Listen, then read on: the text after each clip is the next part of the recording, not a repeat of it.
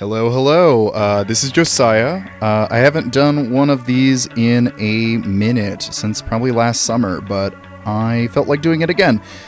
So for those who are new to the show, I used to do a podcast called Very Legal, Very Cool. And some of the interviews kind of fit the tone of Fruitless, and so occasionally I, repost old episodes on this feed. I wanted to do this repost quickly because the next Patreon episode is going to have a very old friend of mine, Leo Dickenson. Those who listen to VLVC probably would know him, but as I've got some new listeners here, you probably don't know who he is. So, a longtime friend of mine, former product of the evangelical homeschool environment, and a really great guy to have a conversation with. So this is a conversation I had with him back in 2021. There are some dated culture war things we're talking about, but honestly, I listen back on it, and a shocking, depressing amount of it has aged well. So, here's a little introduction to Leo Dickenson, kind of me introducing him to the Fruitless canon. So, enjoy.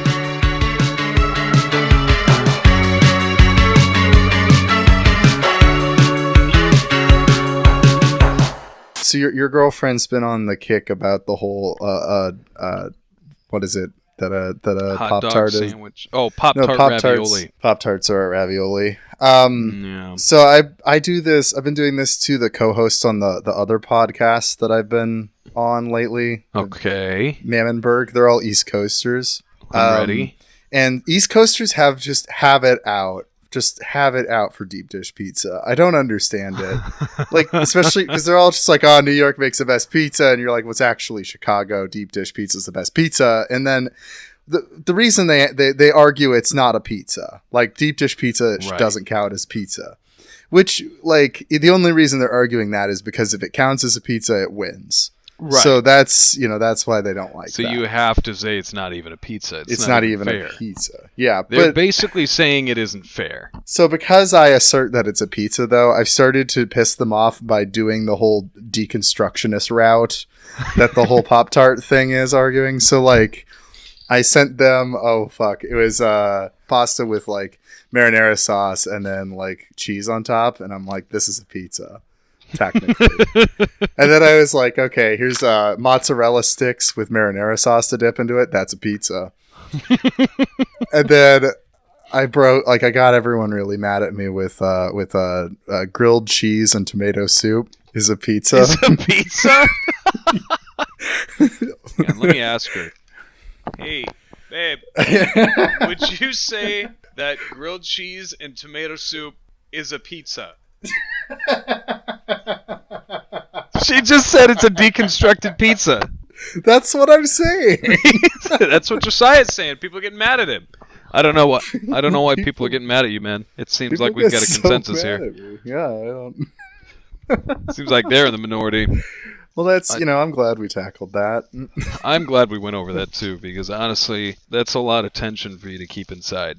Yeah, I've been thinking a lot about it. We needed to nip that in the bud. Yeah, to get that for sure. Out. Are you playing RimWorld while we're recording? RimWorld takes less out of my CPU, so to keep my computer from killing itself, you should talk about that now. Oh yeah. Yeah. So my computer has an issue where it doesn't work. where it doesn't work. I built it myself, which I'm proud of, but that's it doesn't work. So I'm not that proud of it. Obviously I'm using it right now, but what it is every time I have a graphics card installed, it will randomly restart itself, specifically when it is not playing a game. So literally anything else I can do, and it could restart. Like, I could be watching a YouTube video, a Twitch stream, just on Microsoft Word. It could just be sitting there idling, and it'll randomly restart itself. It'll just, like, make a weird noise sometimes. It'll just freeze up for, like, half a second, and then it'll restart. So the solution is to just keep gaming. You never stop. You can't stop gaming, otherwise it could die at any second. My God. You imagine you're just like, you have somebody pointing a gun at the back of your head. Yes. If you stop gaming, I'm going to shoot you. You're sweating bullets, like trying desperately not to, or like your 50th hour of League of Legends. Imagine you're playing a video game. It's like in anime, it's like, if you die in the game, you die in real life. And you're like, oh shit, this just got real. That's the pressure I'm under 24/7. Yeah, you're living in anime. Yeah. And it only happens when there's a graphics card in. I have done all the typical things, updated drivers, flashed the BIOS, like any sort of like thing that the casual computer repairman or casual computer builder or enthusiast, every single thing that the guy, I don't know, it's just when some dude on Reddit is like, well, have you tried this? The answer is yes. I've tried it. I've tried all the things, and it doesn't make any sense. This is what it does. That's what it does. Well, so you're running RimWorld in the background then? That's right. It's just on. I'm just in the main menu, the very beginning. Oh yeah. And it's just keeping my boat afloat. That's the only video content that's ever been produced for VLVC is that we have a YouTube channel that just has a RimWorld gameplay where Jared and I are playing RimWorld. That sounds perfect. Wait, is it co-op? So there's a mod that makes it co-op. Oh, okay. But yeah, it's not part of the like original game, and so because of that, the original game has like no promises that it will work or not, fuck something up. So you can't. Don't sue us if there's some weird glitches that you can occasionally have, but on the whole, it works. On the whole, it's just fine. It's fun. Well, that's fun. I've been recently trying to get more plugged into like co-op games, I guess. Oh, okay. Well, just because, I don't know. I have games that I played, and I played with like a bunch of people, and now those groups are like, they're kind of like running thin. I have several like League of Legends groups and stuff. So I'm like, man, I need to find other gaming communities until this pandemic is finally actually over, which I still think could be never. The governor of Iowa said you don't have to wear masks anymore. Oh, perfect. So that's cool. You don't have to wear them. Have you been vaccinated? Nope, doesn't matter. No. That guy over there down the street is. So we're done. We're done. We got at least a couple vaccines out. So that's the thing that's been crazy is I work at a cell phone store. For whatever, like I see everybody needs a cell phone. And so I see like the whole spectrum of like socioeconomic status, at least for the area I'm in, which is very, white suburban, but where the store's at.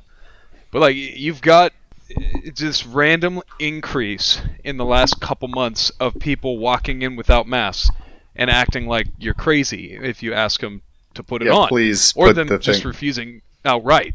And I'm like, wow, you fuckers have been biding your time. And now here you all are, all at once, now at the very end, trying to just mess everything up. We're so close to being done with this, and you have to come in. That's the 11th hour. You're going to come in here, and I literally had a man who was refusing to wear a mask, and I was the only one in the store working, and so I was like, all right, well, he's not exposing me or any other customers, so I was like, all right, I will power through. I'm getting tested soon. Like, whatever. I don't want to deal with this. Well, he leaves because, would you believe it, this guy has a special phone case that he bought that's military grade. And he can't get his trade-in phone out of the case because you need a special kind of Allen wrench to get into it. Yeah, this sounds like what I would imagine someone who refuses to wear a mask gets himself into a situation. Exactly. Imagine what he looks like, and that was exactly it. It was like, I put my phone backwards in the case, and I can't get it out. But so he had to go to the Home Depot across the street, or the Menards. There's a Home Depot and a Menards, both across the street. Funny how they do that. And they always do that. He is gone for like a half hour to go buy this Allen wrench that he needs to get into his phone case. And then he comes back after a half hour, which seemed long, and he says, "All right, when we come to get the mini blinds, we got to go to Home Depot, not Menards." She goes, "Why?" Because he's with his like fiance, wife, girlfriend, don't know. Yeah. And he says, "Well, they threw me out of Menards because I wouldn't wear a mask. He's like, I had to go to Home Depot." I'm like, what? And then he's going on, and the thing is, it's the weirdest thing because they always assume everyone around them is going to be like, "Yeah, man, these masks suck. We shouldn't have to wear these." Those fascists. Yeah. Yeah. They're like these weird silent majority bros who just like convinced that the world is with them, and it's just these, elitist children-eating cabal who are running all the rules. And so they think, like, of course you're going to feel sympathy for me getting kicked out of Menards, but I'm over here, like, trying not to laugh. It really pisses me off that probably the one thing about the U.S. government that isn't run by a child molesting cabal is just the mask mandates. Like, that's one of the only good things the state has done in a while. Right. And that's like, the one. It's like, oh, man. Not like, in the state of Iowa, like, now if your city wants to lower the police budget, you'll lose your state funding. Like, that's not when you're like, oh, the child-eating cabal at work. You're like, oh my God, I have to wear a mask in Macy's? Right. And then it's like, the libs. They're after us. I should probably formally introduce the show since we're rolling. That's probably true. What do you think? Well, welcome to Very Legal, Very Cool, a podcast that does not wear a mask. That's what I'm talking about. A podcast getting dragged out of Macy's, screaming about his constitutional rights. To shop at Macy's Mask Place.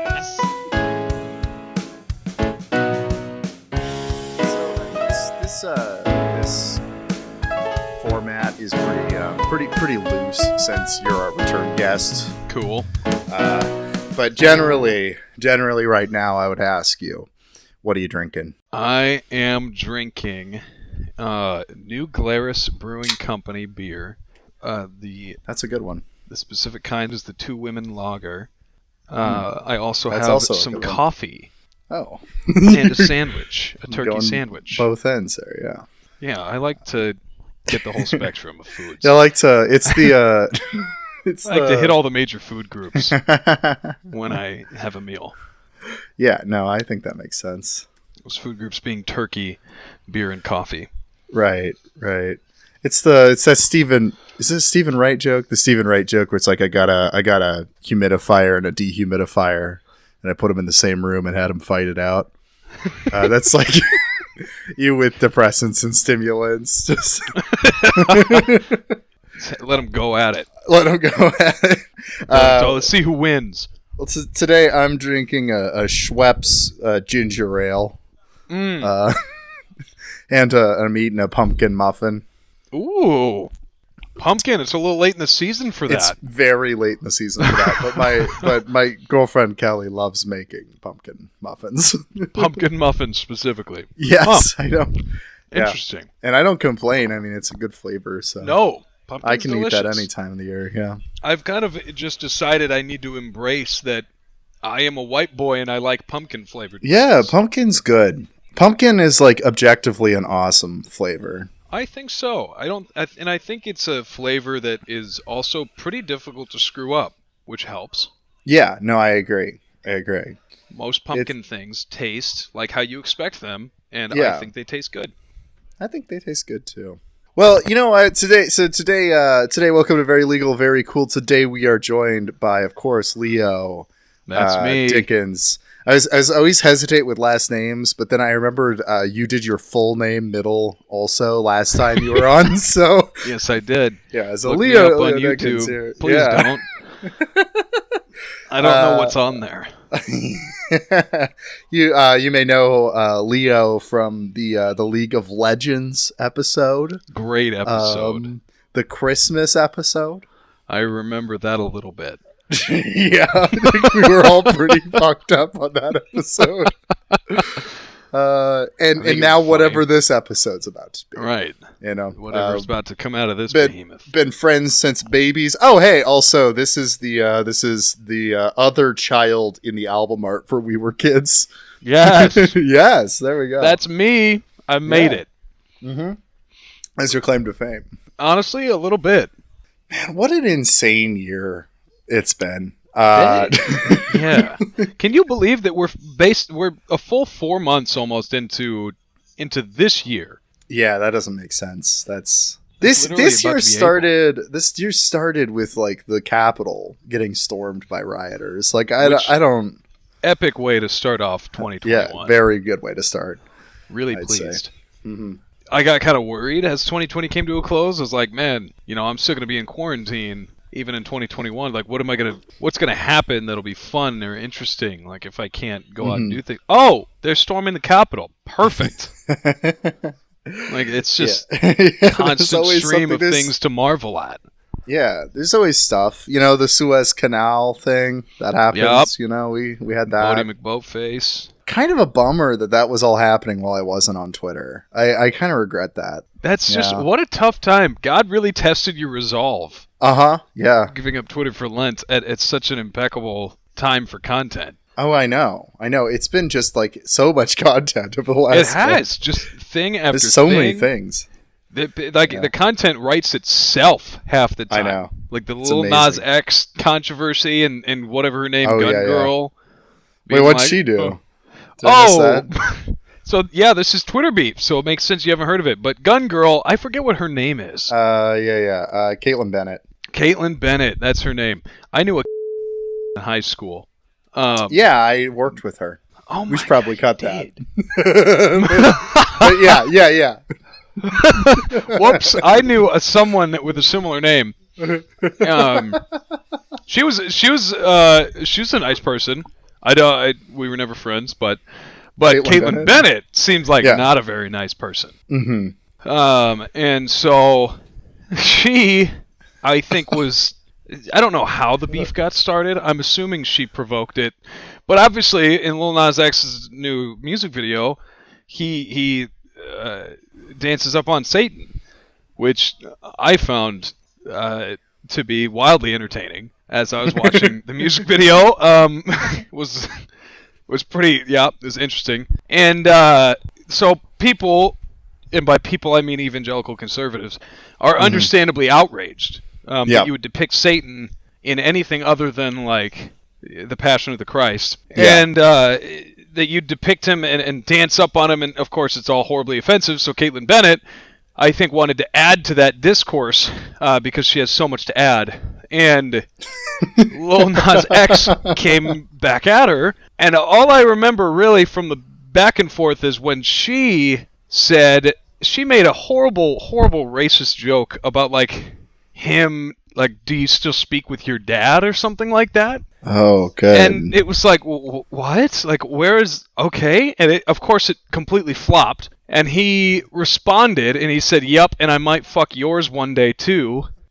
Oh my God. Which, very funny. Like, it's literally I boned your mom, except it's I boned your dad, which... Yeah, which is a classic... It's a classic gender reversal of a classic. Yes, exactly. It's a fresh new take on a classic put down. Yeah, that's right. And she, the reason I even stumbled on this Twitter beef was because I saw an article that was titled, Lil Nas X threatens to sexually assault Caitlin Bennett's father. Yeah, in Twitter that's discourse. Exactly what happened. Yeah, totally. And so, of course, everybody's losing their minds because he didn't do that. And she retweeted it and said the same thing, like, "Oh, wow, you're gonna sexually assault my father? How dare you?" I was like, "No, I'm just. Your dad wants it to. Like, your dad is. It's consensual. In this put down, I'm having loving consensual sex with your father." So.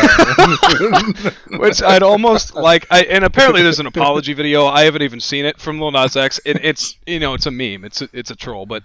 And I'm mean to get around and watch it because I'm sure it's very funny, but I'm just shocked because these are the same people who were like, "Oh, you wouldn't last 3 seconds in a Call of Duty lobby, would you?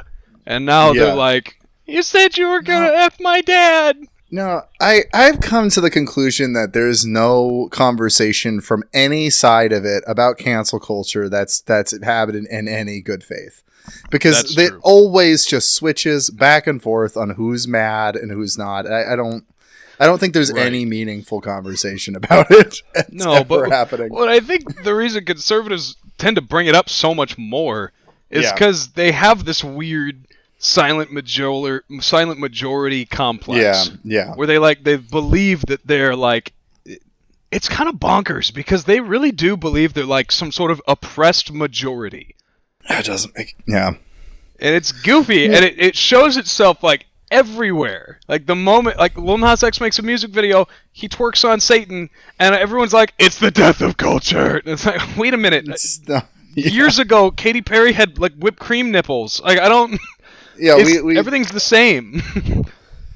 No, I just don't believe that any of this happens in any good faith. Because, like the people that were, like, talking about how cool Dr. Seuss was, like, last week, are now mad about Lil Nas X. I'm so tired of it all. I am, too. I don't know. And in my mind, it's, like, most of the time when someone gets canceled, from my perspective, they either deserved it to some extent. Right. Or if they didn't deserve it, I don't usually see that big of a mob going after them. I think we really, really overestimate like the cultural weight of 16-year-old Twitter users. like frequently, where it's like, oh, cancel culture came for this person because a bunch of 16-year-old people are mad at them on Twitter. It's like, no, they didn't lose their job. Nothing happened. They just had some mean people in their replies calling them a racist. Like, I don't know, man. And that's the thing that blows my mind is obviously the snowflake term is like kind of played out in ancient at this point in political discourse, but like, how the tables have turned, right? Like we've gone from at the dawn of like Facebook, just constantly referring to anyone who gets offended by anything at all as a snowflake. Yeah. To now we're like, well, Gina Carano should get to compare anything she wants to the Holocaust and not have any repercussions. It's like, I don't know how you get there, but I mean, it's just mentally. I don't think, and I think part of it is just generally people just aren't thinking of this. Yeah. I keep saying this over and over, but in good faith. And, I don't know. There's probably like a bunch of reasons for that, and I'm always kind of analyzing it because like I did comedy for a year, and I feel like if you do comedy, you're forced to start having an opinion on cancel culture, because and I just always found myself going back and forth where it's like, no, do I think somebody should like lose their job because they said like a tasteless joke when they're 13? No, I don't think that. But I don't know many cases where that's actually happening. No. Mostly cases where people think that's happening. Right. And I feel like there's a little bit of a classism thing going on too that's like kind of behind the scenes. We're like, okay, so Gina Carano, I don't mean to harp on it, but her and others like her, those stories of people getting canceled, quote unquote. Yeah. She starts tweeting things that people find offensive. Apparently, she's had talks with her boss about it. She does another one. She gets fired. People lose their minds. And I'm like, okay, what? Even if let's say that it is, not justified. It's blown out of proportion. She shouldn't have been fired. She should get to keep her job, blah, blah, blah, which I don't actually necessarily agree with. But for the sake of the argument, that happens. So many people lose their job for so much less. Yeah, that's true. Nobody's sweeping to the defense of like the Amazon person that tried to unionize or something. I've had coworkers get fired because the boss did not like them. Yeah, like I just recently saw a coworker get transferred to like a worse store, a worse location. Man. And honestly, part of it I feel like was maybe racially motivated. I don't know, but like not necessarily racially motivated, but like there was definitely some communication barrier and like weird expectations that were not communicated well, and then like, oh, he gets unfairly transferred over, and I'm like, it ended up being fine for him. He didn't get fired, But I know that in other circumstances, people would have gotten fired. Yeah, and it would have been complete bullshit. And it's like, why are we so mad about this one woman getting fired over what is like debatedly not that bad? No, it's because the thing is, like, frankly, a lot of the times people are getting fired from positions that it's like, I don't know, maybe because of the fact that they'll say shit, they didn't belong in that position. And I don't mean that in like they shouldn't be given that level of authority, but it's like, no, if you're going to tell offensive jokes, like I tell semi-offensive jokes on Twitter all the time, I know that I'm never going to work for NPR because of that. You know what I mean? And I don't expect to work for NPR for that. Mm-hmm. And the same thing is, like, without getting into like the politics of it, like, do you remember Shane Gillis, like, got accepted for SNL, and then the bunch of like old episodes of his podcast where he said the like a couple slurs about Asians and kind of a racist joke got dug up. I did not hear this, but I'm not surprised. It was a couple years ago. It was this huge thing in the comedy world of just like, oh my God, he's canceled and stuff like that. But it's like, man, like even just from his perspective, assume like it's fine what he said. Like, he just has an edgy sense of humor, which, I do think he shouldn't have made the jokes, but but assume that for a second. It's like, well, then what the fuck are you going to SNL for? You're not going to tell those jokes on SNL. You're not allowed. SNL is like a really fucking tepid liberal place. Yeah, go hang out like on edgy podcasts and stuff. That's where you're going to do well. Like Louis C.K. shouldn't have worked for SNL. Like, I don't know. Right. I feel like it's got to be tied into like the kind of bootstrappy culture. Like, make something of yourself. Because anytime a high profile individual, particularly when they're conservative, and they get shouted down by whatever, they get fired for whatever, people jump to their defense, and I think it's because their sense of injustice is just on full high red alert, because they, in their minds, only, people who pulled themselves up by their bootstraps and made something of themselves and put forth a whole lot of work and effort are people who get elevated to a high status, socioeconomic status. And so then when those people get fired for saying things, to them, it's just like, oh, you're spitting on, hard work. Right. Like, this woman, you've destroyed her career, all because she expressed her opinion. But the thing is, like, those people that get fired, and I know we're agreeing here, but like, they get fired, and then they're just gonna get hired at some fucking like edgy place. And it's not going to make as much money, probably, but tough. Like, they're going to be like fine. Yeah. Well, that's the thing, because I like Jake Flores, a comedian I like. He's on Goddamn America, which is a good politics podcast. Yeah. But his bit that he always does about cancel culture and stuff like that, I really like his angle, because he doesn't go like, oh, well, if you didn't want to get fired, don't tell racist jokes. He understands as a comedian that there are comedians that have the impulse to tell edgy jokes, and there might even be a place for edgy jokes at times. But he's like, once you become an edgy comedian, you become an edgy comedian. Yep. That's the consequence. You don't get to like be super like, reveling in how much you piss people off and then get mad when they get pissed off at you. Like, that was your shtick. Yeah, I think it's the culture. We're seeing the generation of people, the people most outraged are the same generation that told their kids and themselves growing up, you can be anything you want to be with enough hard work. And right. I just think that's fundamentally untrue. Right. I agree. And so right now we're kind of, I guess, seeing a reality check that's not going well. Yeah. I feel uptight when I walk in the city. I feel so cold when I'm at home. Feels like everything's starting to hit me.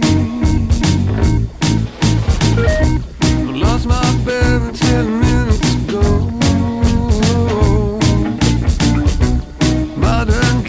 Yeah, I think it's frustrating to me too, because I think there really is, well, kind of the class dynamic thing you mentioned this too. There is a real cancel culture, I think.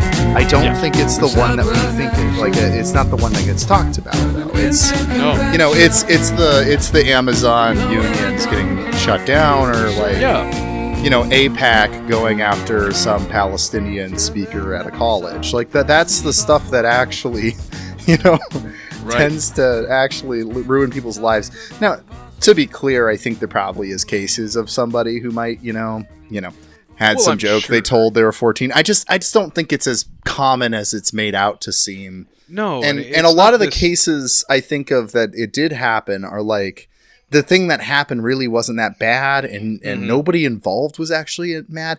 And so this is my take on cancel culture stuff more and more, to get into this specifically, is I think most of what happens in these discourses is everybody imagining what other people, some guy in their head is thinking, and nobody's actually responding to anything anyone said. Right. And the example making up a guy to get mad about. Yeah, and the example of this is the Dr. Seuss thing, because I was thinking a lot about the Dr. Seuss thing when it happened, because I was like, I have enough people on Facebook and stuff, I saw both sides of it, and I don't know of any leftist, to my knowledge, a couple like weird liberals, but anyone who was mad about it.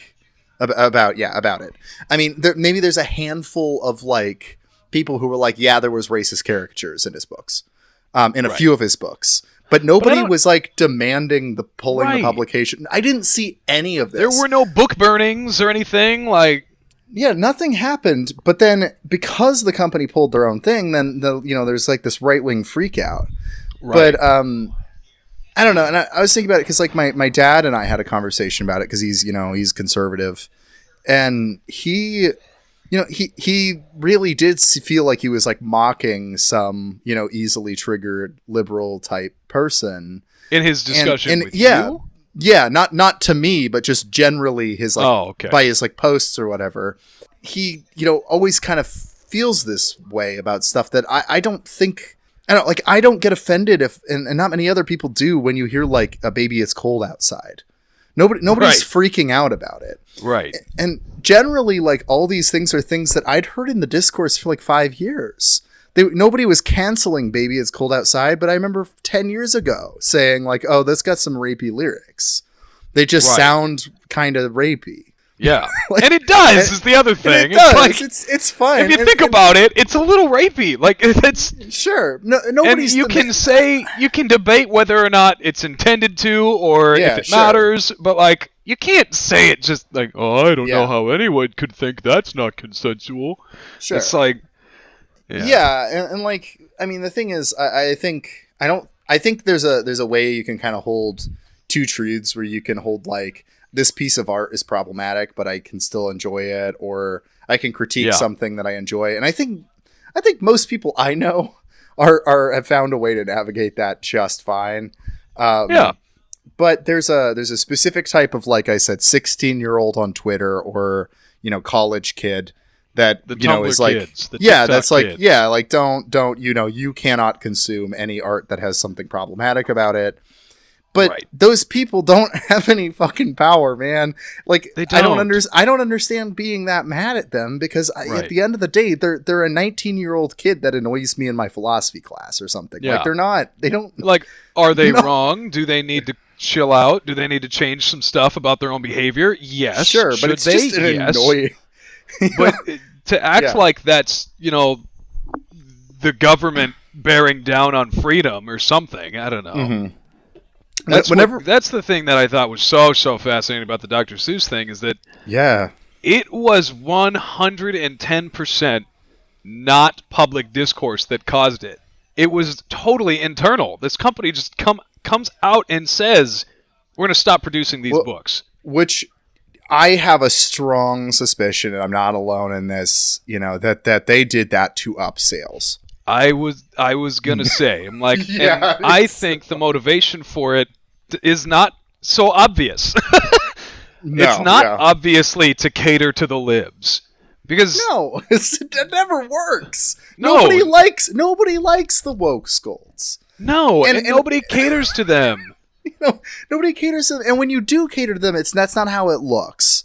I don't think it's usually pulling publication. Nobody trying to make money caters to them. No, I think when people trying to make money cater to like this moment with, you know, liberals or leftists, what they'll do is just try to put like a lot more people of color in ads and stuff like that. I don't see many cases of them pulling stuff.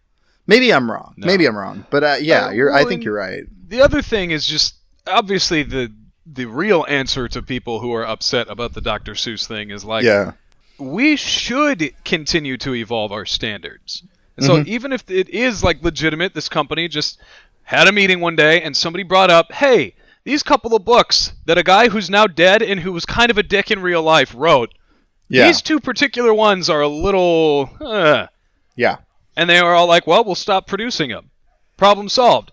Like, and they're like, also not even well-read books. Like, no, they're not nearly his most popular works. Like, not even at all. Like, all the people freaking out, I'm like, you've never read that book in your fucking life. I'm like, what are you so mad about? But no, it's just, we should continue to evolve our standards. And if that company decided that, I think that's not a sign of anything more serious than like, they thought this was the better move. Yeah. Given present circumstances. And I think that's fine. But that's what they're mad about, is that present circumstances would cause anybody to think about changing anything about how things are. Yeah. Yeah, no, I agree. And I think this also comes back to the kind of point that I keep thinking about, that most of culture is moved by people imagining what other people are doing. Because on the other hand, like them pulling the publication, there was no mob, but it was kind of like they were preempting a mob that they thought was going to happen. Right. At some point, eventually, when some TikTok teen found old Dr. Seuss or like whatever. The same thing when people showed up with all their AR-15s in these tiny ho-dunk Midwestern towns and no Antifa showed up. Yeah. It's like the same stuff.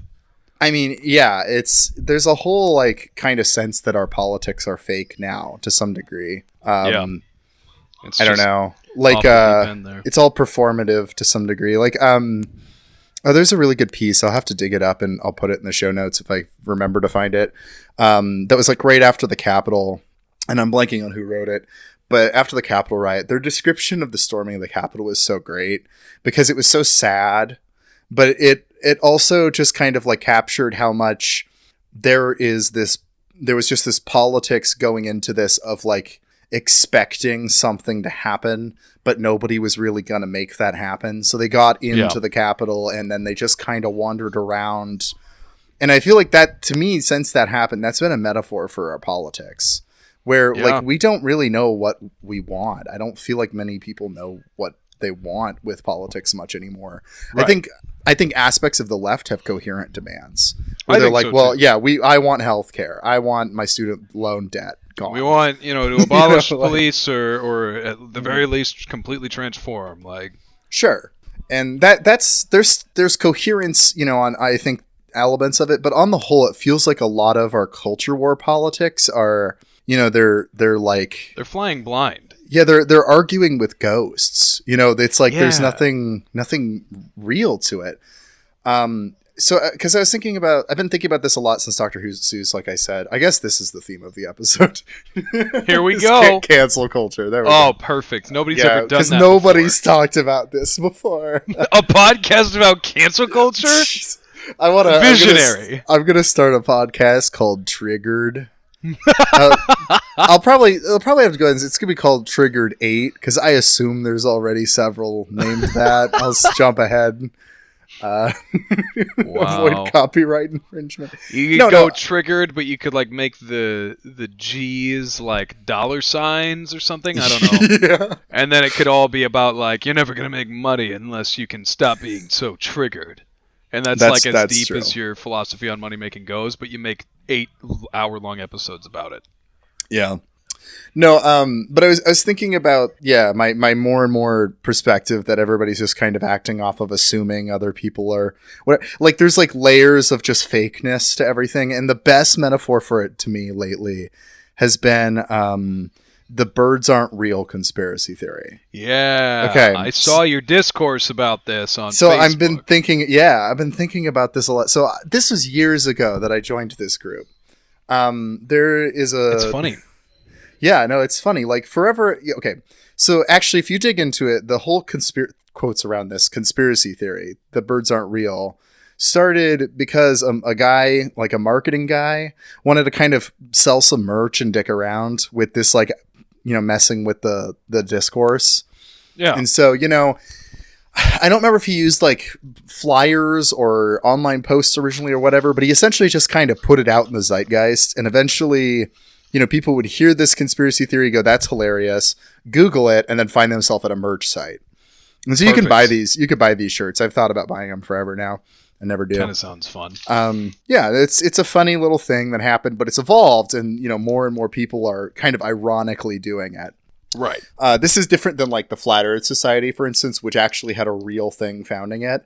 With birds are real, actual flat earthers. There's nobody, at least to my knowledge, nobody believes this. Right. Like I'm sure there's some guy in Arkansas who believes that birds aren't real, but and actually there's an interesting part of this too, because this is a point in Adam Curtis's Can't Get You Out of My Head, where the Illuminati conspiracy theory started as a joke too.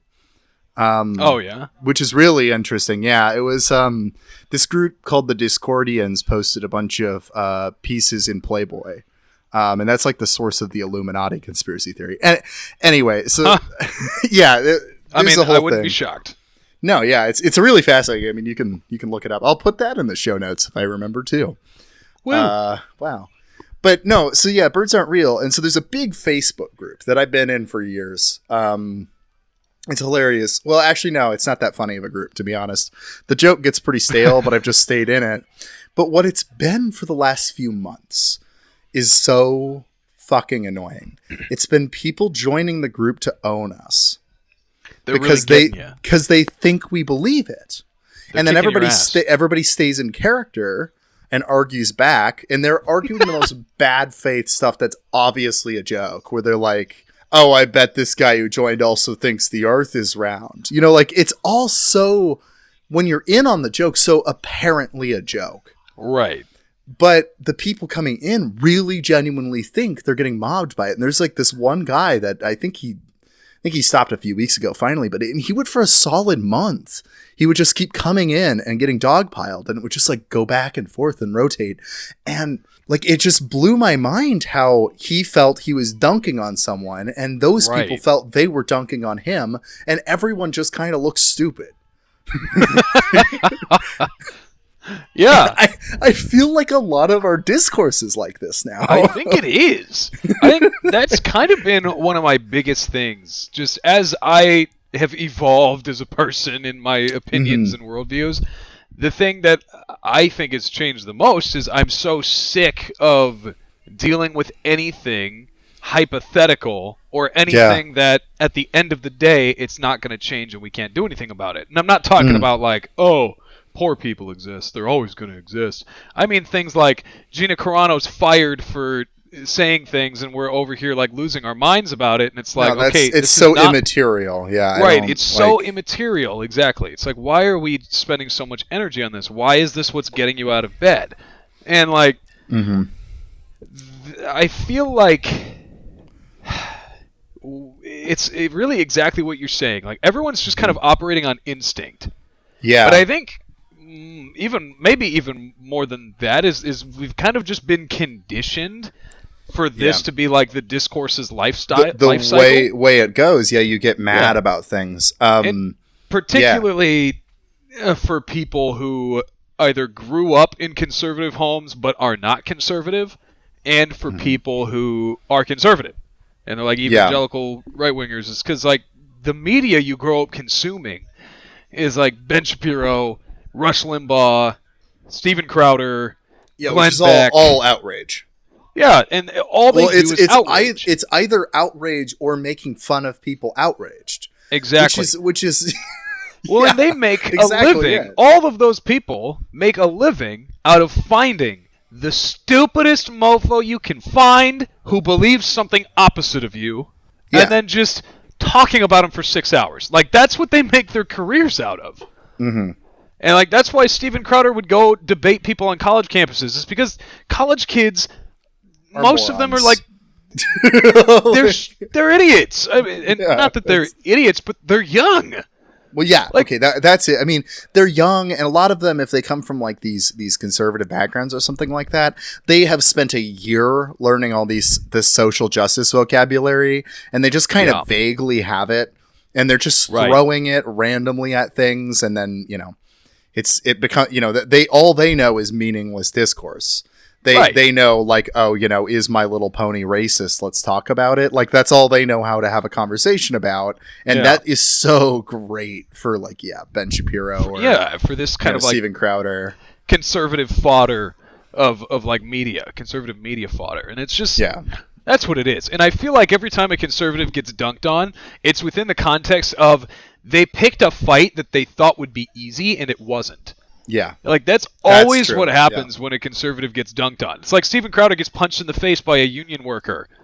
It's like, he was going to go do his cute little song and dance that he usually does at college campuses, but he did it to union workers, and they beat the shit out of him and his crew. And, like, of course. And, like, I just saw a thing where in Oregon, there's some Trumpian right-winger Proud Boy types were going to go demonstrate at the Capitol, basically to have a presence that's anti-Antifa, anti-fascist. And they showed up, and Andy No, who we all know and love as great guy, friend of the show. Yeah. We love Andy. He's posting about how, all these violent Antifa thugs like we're being violent, and I'm picking through the threads, and he's posting all these pictures, and I'm just finding myself laughing as I'm reading it, because it's all these conservative demonstrators showing up in their personal vehicles, most of them really nice trucks, and Antifa, who's showing up on foot, masked, black bloc, whatever. They're demolishing these people's trucks. And Andy's like posting it, and all these conservatives are just outraged, and they're like, "How can they do this?" It's like, well, you showed up to an angry mob to pick a fight, and they fought you. It's like stepping into a boxing ring, and the first thing, like after getting hit once, you're just being like, "What is happening?" They can't do that. So then what do when they get their butt whooped is they back up, and then they just point at how terrible they're being. And it's kind of like I said to Leah the other day, I'm like, it's like, imagine you and your friends are like, we're going to go over to Tommy's house, and we're gonna kick his ass. And then you show up to Tommy's house, and Tommy punches you all in the face, and you get the shit beat out of you, and then you go home and you're like, God, isn't Tommy such a dick? It's like, maybe, but why would you show up to Tommy's house to try to beat him up? It's like, that's just the life cycle that I'm seeing constantly, is like, it's trying exhausting. to find these fights and pick them, and then if you get your ass kicked, you just back up and talk about how outraged everything is, and if you don't, then you just sit there and make fun of them and how stupid they are. It's exhausting. I don't know, and I mean, I participate in this discourse all the time, but it's exhausting, but it's pretty fun. Pretty exhausting. I'd say being on Facebook, like as my primary social media right now, that's been a particular type of exhausting though. Yeah, because I've found that's somehow there's less nuance. Right. I feel like a dog pile on Twitter can get more out of hand than Facebook. But Facebook is just like, I don't know, like there's like 3 different positions people can hold, and that's like it. Yeah.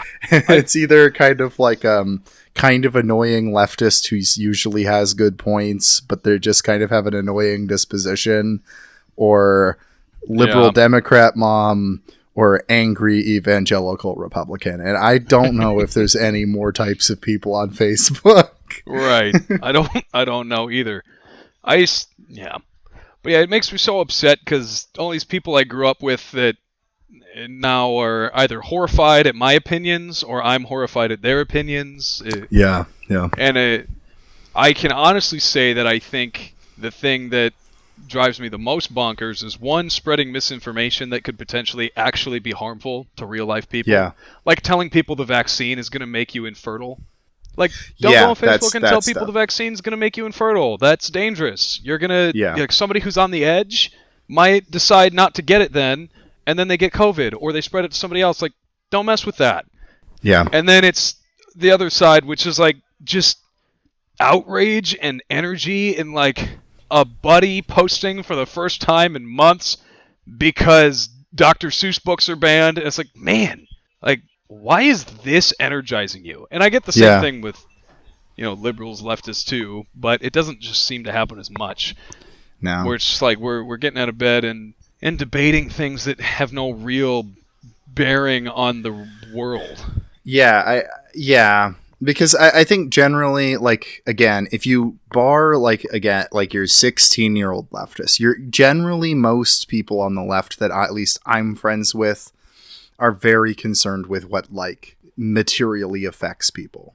Like, that's the thing. That's and that's the basis of my politics is doing the math that there are people starving and then we have an abundance of food. Like that's my entire logic behind my politics. Right. There like, are bad things happening that don't need to because we have the means to fix them. Like, yeah.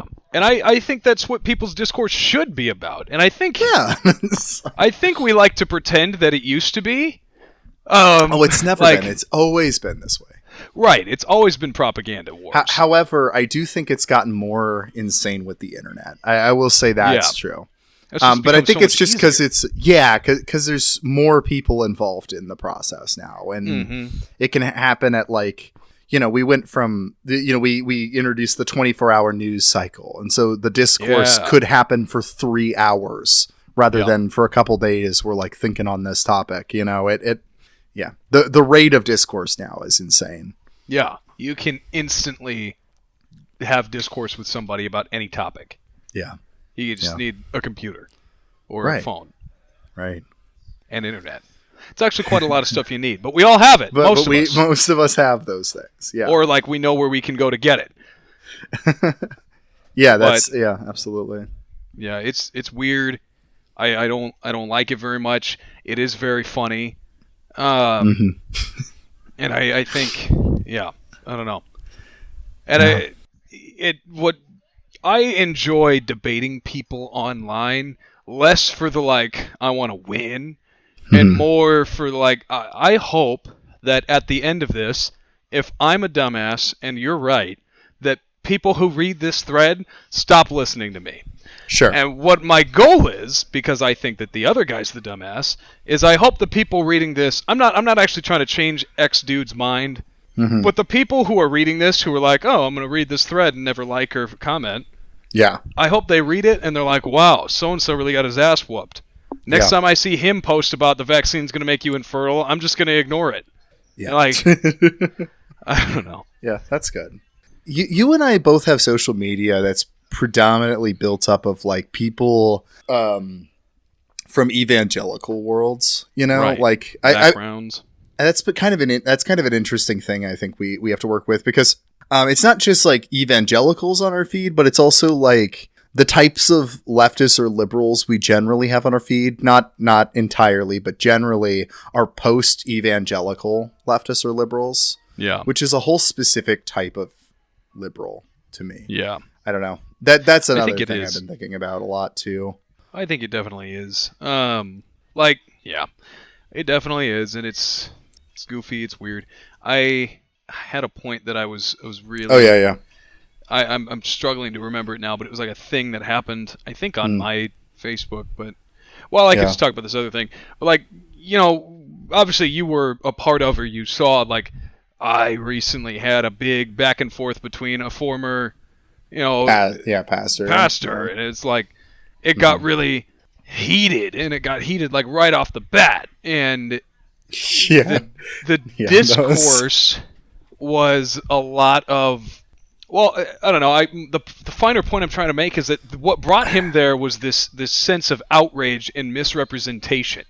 Yeah, and because I said, evangelical brand of objectification is women are objects because they're your future wife.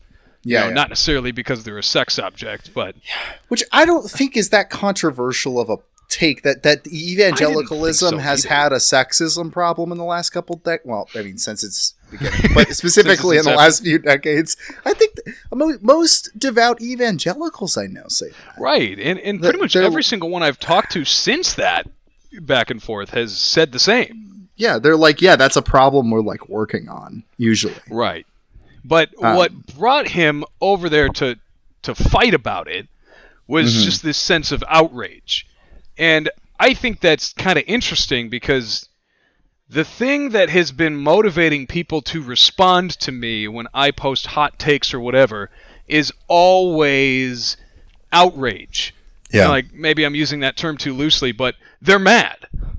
They get mad about it. And the reason I bring that up is because I feel like that almost lends legitimacy to the idea of like making hot takes and saying controversial things, but not in the way that, you know, anti-cancel culture people think we should be making hot takes and controversial things. It's like, clearly, the people only ever interact with stuff if they're mad about it. Like, they only ever want to debate stuff when they're mad or when they think there's something wrong.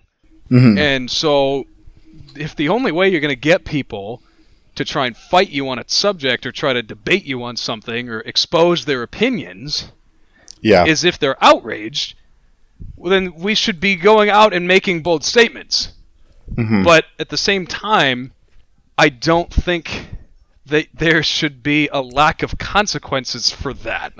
Does that make sense? Yeah. No, that makes sense, yeah. Because I had someone follow up with me about that, and it's someone who cares about me very much, and I was very appreciative of the conversation. But they called me, and the call evolved, and it lasted like an hour, but the initial thing was basically be careful, because I see you, like, pushing people away, almost. Like, that was the tone of it. I'm being a little bit general, but... Right. And I essentially responded that I was okay with that. Yeah. I was like, if that's what's going to happen because of the way I'm presenting this information, then that's fine. Like, basically, if they want to cancel me in their own minds, like, that's okay. Like, not because I want to put myself in an echo chamber, but because I'm not actually speaking to them, the outraged people. I'm speaking to everyone reading it that did not comment or like or respond. Like, the person that called me was one of those people. Yeah. And so there were consequences for the things I was saying, and that was people that I grew up with were no longer following me or interacting with me, or they thought I was a dickhead or whatever. Right. And I think that was fine, but I feel like I'm getting away from the point, but no, you're it's good. Mostly like, I think we should not try to seek out the outrage. We should try to produce it, I guess. And like, that might lead to more productive discourse. Because like, I'm not going to get on Facebook and say something like Gina Carano should never have been fired. And I'm not going to go on Facebook and look for people saying that she should have been fired and try to fight with them. But I'm going to go on Facebook and post things like, if you don't wear a mask in this pandemic, you're an asshole. Like, I haven't posted that, but something like that. Sure. And then some dude's going to come in and be like, oh, you're a sheeple. And then, boom, me getting a platform, getting a point, a moment to soapbox for a paragraph or three about how, like, the statistics on things and how people need to be safe and how this disproportionately impacts, like, low-income workers, this, that, and the other. And it's like, I just invited an audience that didn't agree with me into some discourse by way of outraging them. Yeah. I think that's fine. Yeah. But that's not what people are getting canceled for. No. Like, that's not what Gina Carano did.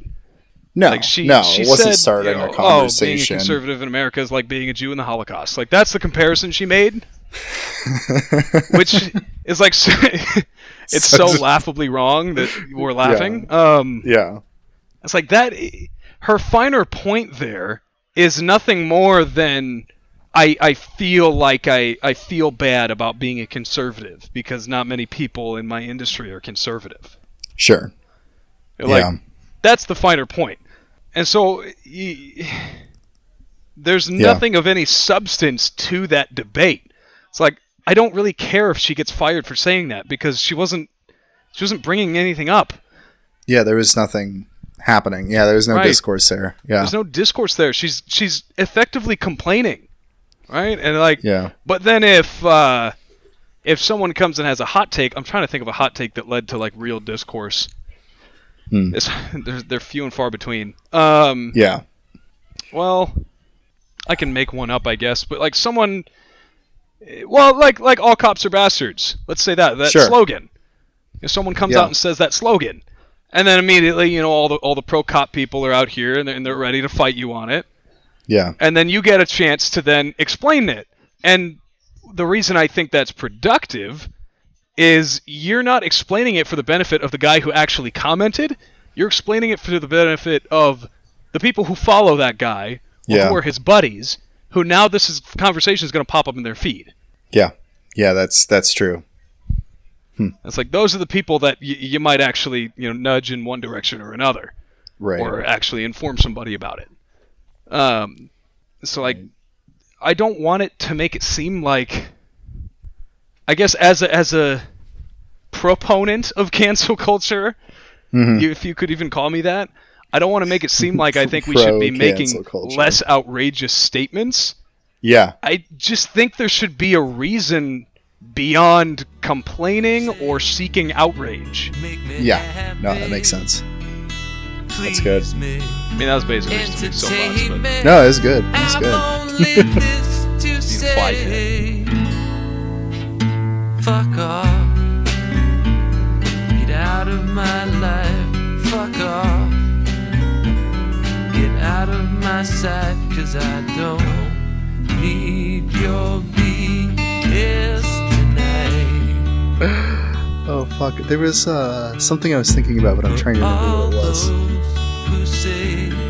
No, yeah, okay, I remember, but I don't remember how it was related. What was it? Yeah, so the podcast Know Your Enemy had a really good episode recently.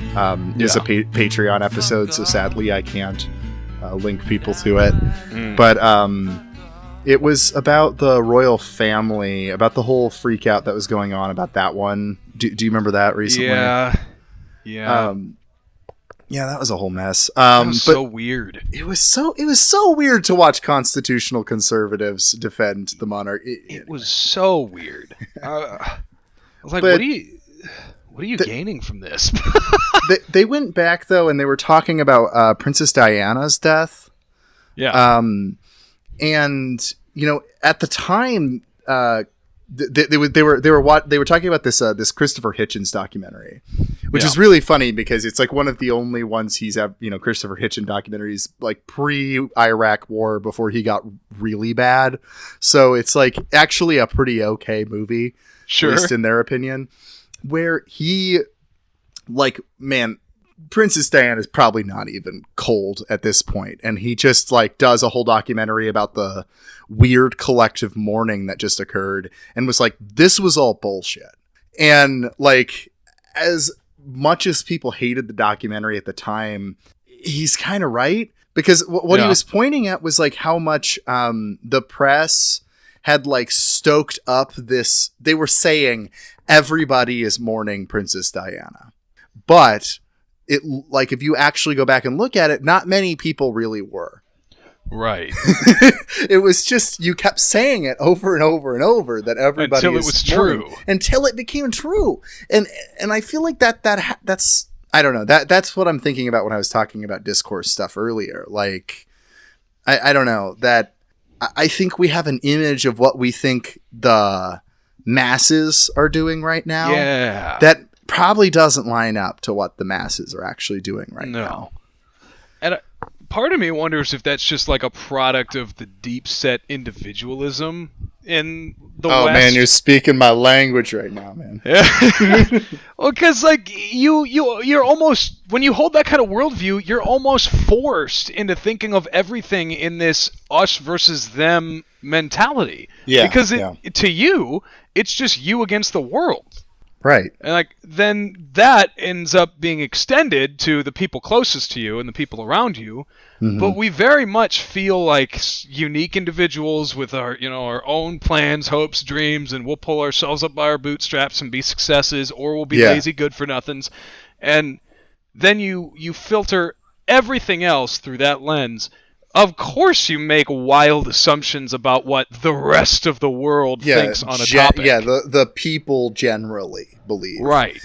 And that's a thing like I don't know, that was something I was thinking a lot about when the Bernie campaign was going on and I was knocking doors and stuff like that. And one thing anyone I think who's done any canvassing for politics can tell you is that when people say that the majority of the country is conservative, they're wrong. When people say that the majority of the country is liberal or something, they're also wrong. Yeah. The majority of the country has completely nonsense political views.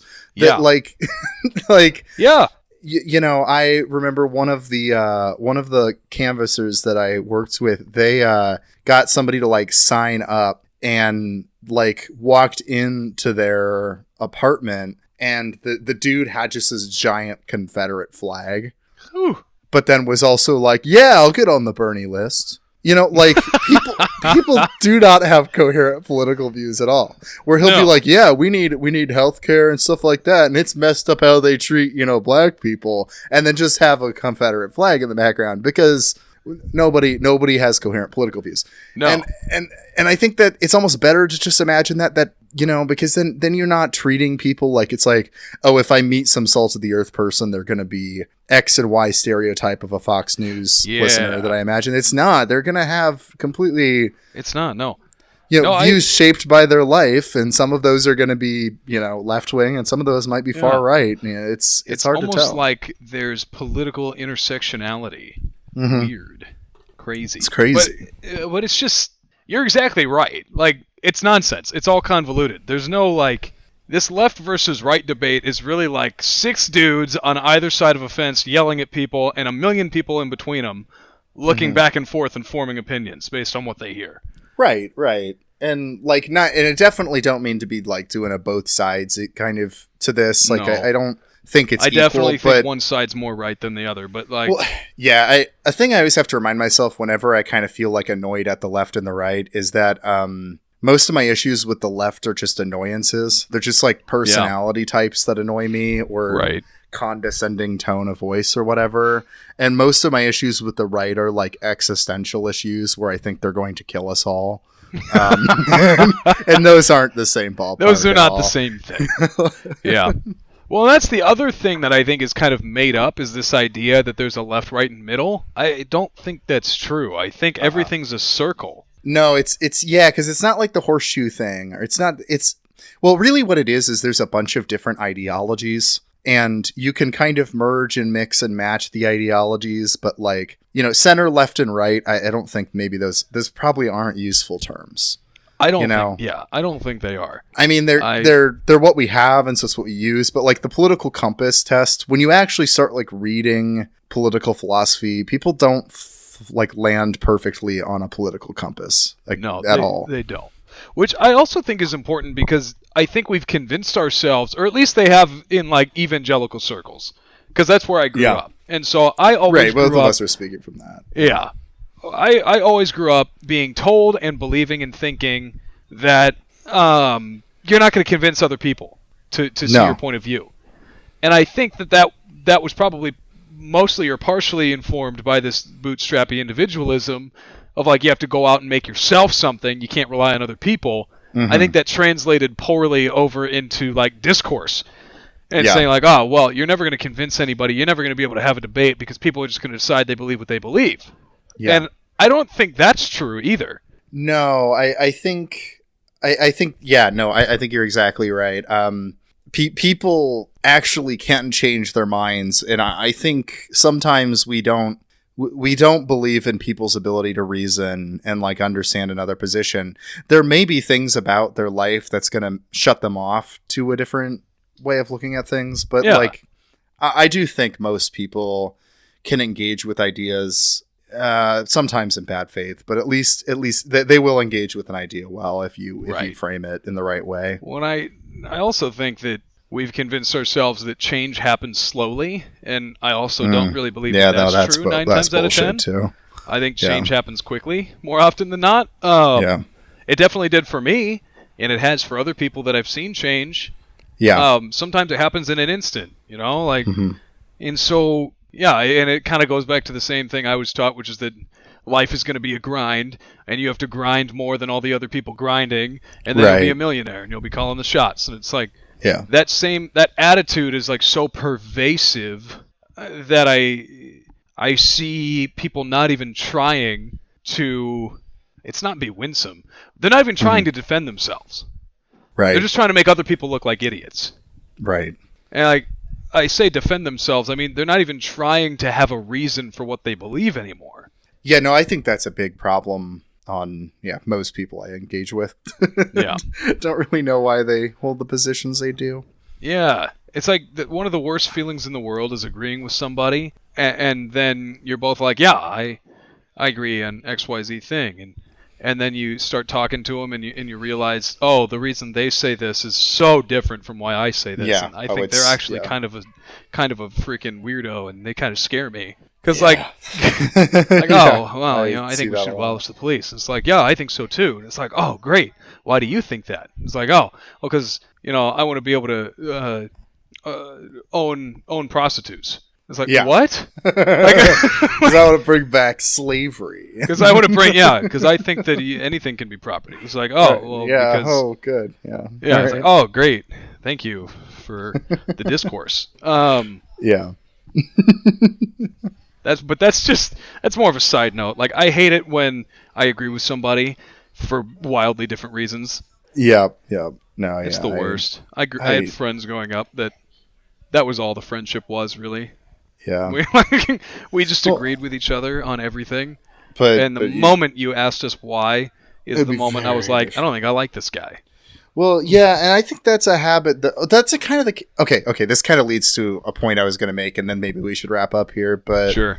No, like, I was thinking about this, from actually, because of listening to a lot of Know Your Enemy, that podcast I just mentioned, and some reading I've been doing on, like, right-wing thought over the past few months, it's become really apparent to me that at least the right, I think this might be an issue on the left too, but the right wing is made up of completely nonsense political views. By that I mean it's like when you're talking about the right wing or conservatives, you're talking about 5 different ideologies or something around those lines, and they all have mutual enemies. They all hate the commies, or they all hate, they all have it against immigrants or whatever.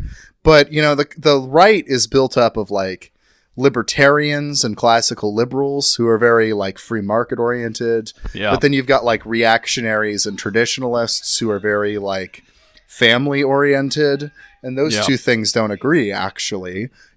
Like, a libertarian wants, at least to some degree, like, abortion legalized or... gay marriage legalized, and the social conservative doesn't hold that. The right is built up of complete nonsense political views. Like I think I've mentioned this before, but 2 separate editors of the National Review both wrote books called Suicide of the West, where they were saying like what happened in the West and why did the West die. And one of them said because we abandoned the liberal tradition, and the other said because we went too far with liberalism. So, like, that's a great example of, like, that's the right. The left is kind of similar, although I think it's more constructive. I think the left is usually bound off of, like, not as much mutual enemies, but mutual goals, like healthcare for all. Right. Or something like that. So I think that's more constructive. But what I was going to say is I think even, like, our evangelical upbringing that both you and I had, one of the things I think it did... because it had this like image of like, there's the people inside, there's the, the fellow churchgoers, the fellow Christians, and then that outside, is that you don't see the completely bizarre diversity of most positions. Yeah. Of like, the world is like so much more intellectually diverse than we realize. Yep. And most people I don't feel like get into the weeds with that with politics, that there's, 1,000 different political ideologies that are all fighting it out at once. And And also, but I think that has like damaging things to the way we do discourse, because half of the way I see discourse happen is people assuming positions the other person is holding that they might not hold. And like relating to issues that shouldn't be related. Right. Yeah. It's like, I don't know. It's like arguing with somebody about, I don't know. I've met more and more people who are politically, like fiscally left wing, but semi-conservative in their social views. Like if you mate like a social Catholic type, right? Yeah. You could be like, oh, you love the environment, you're a tree hugger, you're a commie, whatever, and also you're a baby killer. Like trying to insult them as a conservative. You're like, oh, you're pro-life, you're pro-choice or whatever, and they're not. They're like pro-environment and pro-life, right? And that's a position that people hold, but you don't hear people say. I'm not saying that's a correct position, to be clear, but like no. There's a lot of complex, and it particularly comes out. Evangelicals have this really bad habit of using the word Christian to mean evangelical. Yeah, I can't stand it. It's so annoying. Anytime someone says, "Oh, someone converted from Catholicism to Christianity," I want to punch them. That's the most. They changed denominations. They were Christian before, and they're Christian now. Nothing really changed in that regard. A lot of the exvangelical and post-evangelical types I see on Facebook fall into that same problem, where they'll be like, oh, the Christians are freaking out about the Lil Nas X video. And it's like, well, no, the Christians aren't freaking out. The evangelicals, or maybe even right-wing evangelicals, because like Sojourners and stuff like that are probably not. Yeah, but like Wesleyans.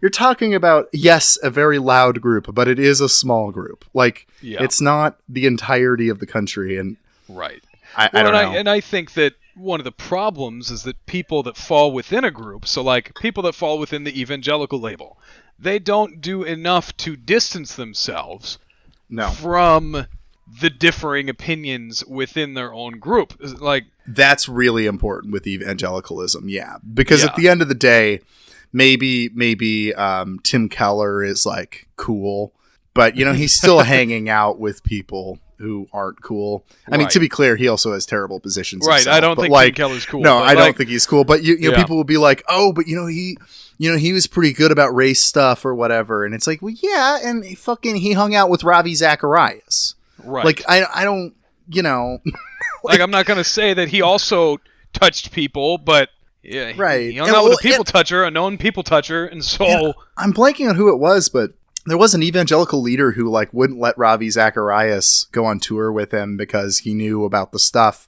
And it's like, that sounds good at first until you think about it and you're like, wait, he knew about it? He knew. And he didn't fucking tell anyone? Like, and that's the problem is like, that's why I think outrage should be fine so long as it ends in something productive It will outrage people when you accuse Ravi Zacharias of sexual assault.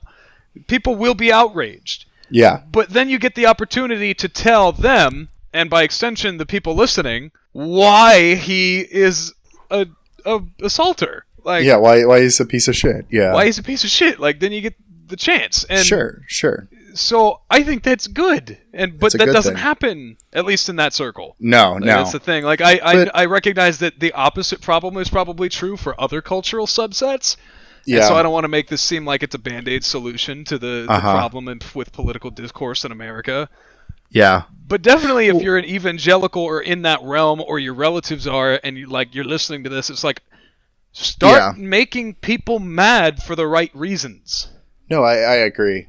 Well, it's funny because the people who will hang out with the people who are doing the bad things, like, they're just as bad. And so it's not just that, to get rid of the weeds, we should call them out. It's also like, don't be a weed yourself. Like, right. That's what's tricky, I think, when you if you were raised evangelical and you start to move into that like post-evangelical or ex-evangelical like direction, which I think is good in the long run.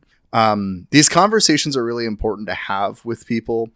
if you have the, emotional energy to do it. But I think it's also important to be really careful, just in a sense of humility, maybe, that evangelicalism is not all of Christianity. And part of this is because a lot of this thinking about how annoying the discourse is today was just kind of came from me reading through the comment section on Facebook of somebody I knew who, was like post-evangelical, and they were just like, they were talking about how the Christians were freaking out about the Lil Nas X thing. And somebody in the comments who is not an evangelical, to my knowledge, it looked like they were mainline, like Episcopal or something. Yeah. Were like, I've never freaked out about that. I have no opinion. Who are you talking about? Who are you talking to? Make sure you're, whatever. And then they started fighting with them as if they had, and they were like, no, I don't care. That's and then, so they're weird. Like, oh, well, I'm, Christians, I'm only going to take Christians seriously when they start acting like Christ or whatever. And it's like, yeah, sure, fine. But what does that mean when you say that? That was actually what frustrated me the most was somebody was like, well, I'm not going to listen to anybody, like any Christian moralize about something if they don't also act like Christ. And sure, fine. But like, what do you mean by moralize? Because there's a lot of Christians that spend a lot of time moralizing about the environment. And you don't want to listen to them anymore? Like, you be careful who you're alienating with this stuff. Because well, and I think that's the biggest thing is, like you said, like, approach it with humility. Is I think that's true, and I don't think that means be less bold or make less bold statements or never use a generalization. I think it just means be prepared to eat your words. Yeah. And accept defeat with grace, I guess, and just be like, you're right. I was misusing that term, or I am incorrect on X point. But also just to, like, think carefully about the labels you're using. Yeah. So long as you're confident about it, go ahead and use it. Yeah. Yeah. And also be careful telling people to to go figure it out for themselves, because that's another thing that I see is, like, when people don't want to actually engage, they'll just claim that you're not engaging. Yeah. And it's like, don't catch yourself doing that either. Like, right. Actually put forth something of substance. Don't just say, "Oh, you're wrong. This is hateful. This is divisive. Go read Tim Keller." Yeah. Like, don't pull one of those. Because, like, the thing that I think is hilarious is when people do that to me, I always get to respond with my favorite response, which is, I've read Tim Keller, and he's an asshole. Yes. And, like... oh, man. No, because, that's true. There's, like, a lot of that condescension that goes both ways, too, where, like, that's like what the post-evangelical does it. The only thing that pisses me off is most of the post-evangelicals, like, going back to this age thing we mentioned, are, like, 22 and, like... just gave up their faith and figuring things out, and someone who's like, blah, blah, blah. Have you thought about John Piper? Those people are like 50, and it's like you know better. You've seen people do this stuff before. You give somebody a little bit of a benefit of the doubt that they've actually thought about this before they've exactly. That's another thing, is this gross assumption that people who are wrong or people who are leaving a group are people who didn't do enough research or put in enough effort. Right. That's the thing that I was taught actually about just being a Christian at all. Mm-hmm. The people who end up non-Christians were the people who gave up. Yeah. And it's like, I don't think that that's true. I don't think that's true. No, I don't. It's like, you weren't strong enough to read your Bible every day, and now you're going to hell. No, I think with, at least with Christianity, is there are tensions within Christianity that, I like how my friend Chris put it. The guy, Chris from the Troubles episode, fun for the listener. Chris. Chris is great. But, he said it about me where he really supported kind of me moving back toward Christianity, despite him being a atheist and former evangelical as well. And the way he put it for me is he's like, Josiah was just able to rectify issues that I was never able to rectify. And I think something around those lines. And I really liked that because it's like there are tensions in any religious view. Yeah. And it's just whether it's not a matter of like strength or knowledge or anything. It's just whether or not someone feels that they can work past that or not. And that's not the same for everyone. Right. You know?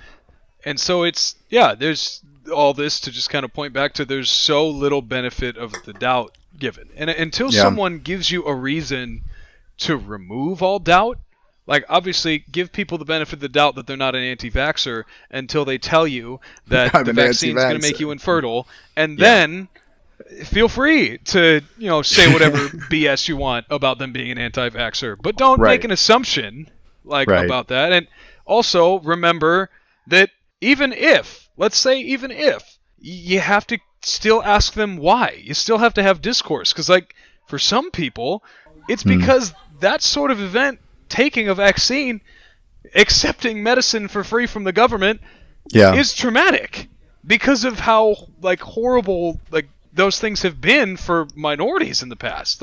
Our country does not have a great track record with testing medication, and so there's stuff like that too, where it's even if a position seems absurd, and even if you genuinely think a position is wrong, that doesn't mean that it's not well thought out or it's not well thought out. Yeah, that makes sense.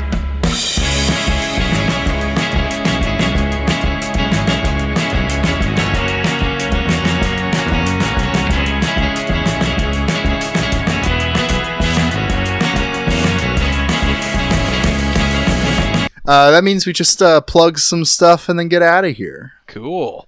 Well, you go first while I think of something. Yeah, so, you can follow me at Josiah W. Sutton on Twitter, and I plug in RimWorld, because instead of doing all of the ungodly amounts of homework that I have to do right now, I've instead gotten back into RimWorld. Yeah, so basically, if you play RimWorld, you don't have to do homework. Oh, I also... No, this is a dumb plug, because most people who listen to this show already do this, but I'm plugging Overcast, the podcast listening app, because I finally have given up using the Apple Podcasts app, and I moved to Overcast. One thing I think is funny is if you have the free version of Overcast, there's a little ad under the podcasts. It's not super intrusive, so it's not it isn't that bad. Yeah. But when I was listening to NPR, Up First from NPR, the ad below was if you like this, you should check out Pop Culture Happy Hour, which is, another NPR show. And so then I went to VLVC and I was like, I wonder what it's going to recommend for that. And so I clicked on an episode of VLVC and started listening, and it said, you should check out Three Cops Talk, the police podcast. And I was like, what the fuck? Honestly, I'd listen. Just if I ever was in the mood to be outraged. Yeah. Anyway, plug. I'd like to plug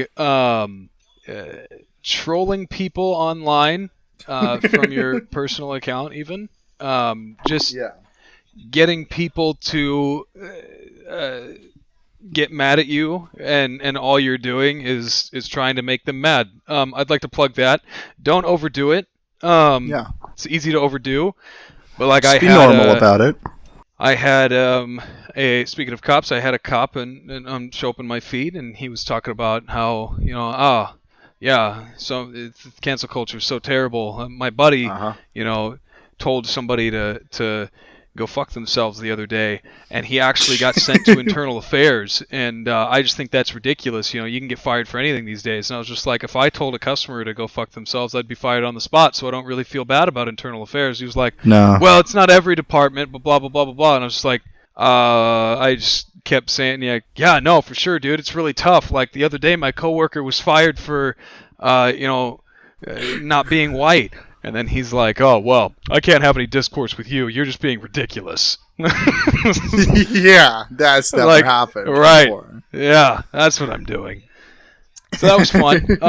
I'd like to plug the game Conqueror's Blade. I've been playing that recently. Someone told me that it downloads malware to your computer. I can't confirm or deny that.